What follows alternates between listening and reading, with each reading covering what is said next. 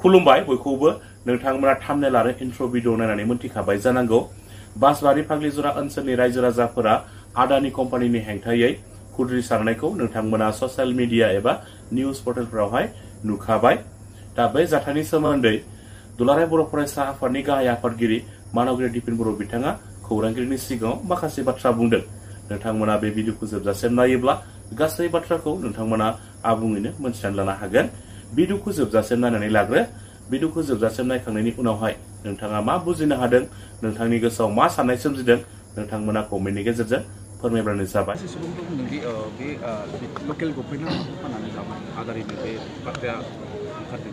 ना हा फानना जानाय बा हाखौ सोरनोबा होनाय बे बाथ्राफोरा सावरायनायाव डिसकासनाव गोबां फैयो किन्तु एक्चुअल रियेलिटिया मा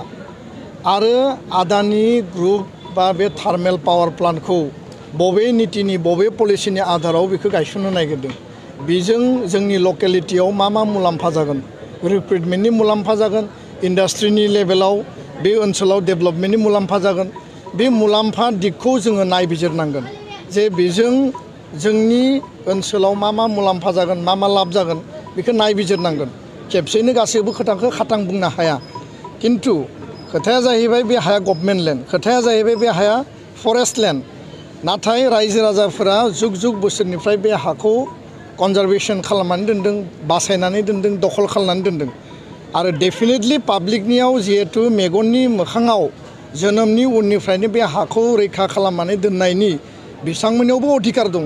आरो बिथांमोना बे हाखौ बासायनानै दोनदों दा बिथांमोननियावबो कर्तृत्व दङ जे बे हाखौ जोङो जेरै जि उद्देश्यजों लाखिनानै दोनदों जे जोंनियाव मोजाङै सोंनानै मा उद्देश्यआव बाहायगोन बबे लामाजों लांगोन आरो मा गायसनगोन बिथांमोनाबो बिनि सायाव मिथिनो सोंनो बा बिथांमोननियावबो गिनाय थागोन दा बेखायनो बे खोथाफोरा प्रपारलि जायाखै आरो प्रशासनिक दिगजों जेला खामानिखौ मावो बेयाव माने सिभिल एडमिनिस्ट्रेसन पुलिस एडमिनिस्ट्रेसना खामानिखौ मावो बेयाव पाब्लिकनि सेन्टिमेन्टनि बाथ्राया बारा प्रायरिटियाव फैया बिथांमोना जि गोजौनिफ्राय डाइरेक्सन मोनदों जि अर्डार मोनदों अर्डारखौ फल' खालामो आरो अर्डार फल' खालामनो थाङो ल' एन्ड अर्डार सिटुएसन जायो बेयाव कनफ्लिक्ट जायो मैया नारा नाथा जादों आरो कुनु कारनाव बेबायदि जाथायनि थाखाय सोरनिबा देहाया जखम जानाय सोरनिबा जिउ जोबनाय कनफ्लिक्ट आरो फार्दार जानाय ल' एन्ड अर्डार सिटुएसन जानायखौ एबसुवेट लुबैया दा बेखायनो बेयाव गभर्नमेन्ट दङ गभर्नमेन्टआ प्रपारलि बिथांमोनखौ बुजायनांगोन प्रपारलि बुजायनानै बिनि सायाव फाइनाल डिसिसनखौ पाब्लिकनि कनसार्न आरो पाब्लिकनि सेन्टिमेन्टखौ एटेनसनाव लानानैसो फार्दार खामानिखौ मावनांगौ जाहाथे जर जुलुम प्रशासनखौ बाहायनानै कुनु खामानिया जाहाथे जाया आरो पलिटिकेल लेभेलावनो पाब्लिकजों डिसकासन जानानै बेखौ एमिकेबल सल्युसन खालामनांगौ आं बेखौसो बुङो गोजोन्थों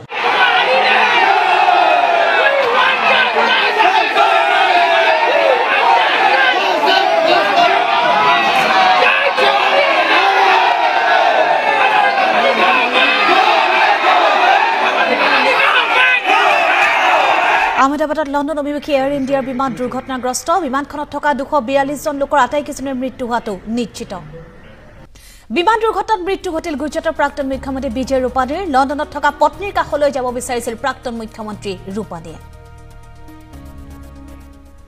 আহমেদাবাদত দুৰ্ঘটনাগ্ৰস্ত বিমানখনৰ কাৰিকৰী বিজুতিক লৈ উঠিছে প্ৰশ্ন বিমানখনত থকা দুয়োটা ইঞ্জিন বিকল হোৱা বুলি সন্দেহ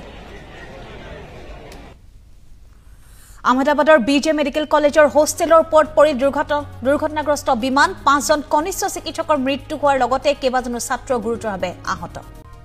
বিমান দুৰ্ঘটনাক লৈ ব্ৰিটেনৰ প্ৰধানমন্ত্ৰী কিৰ ষ্টাৰমাৰৰ শোক প্ৰকাশ ভাৰতৰ ৰাষ্ট্ৰপতি দ্ৰৌপদী মুৰ্মুৰ প্ৰধানমন্ত্ৰী নৰেন্দ্ৰ মোদীৰ গভীৰ শোক প্ৰকাশ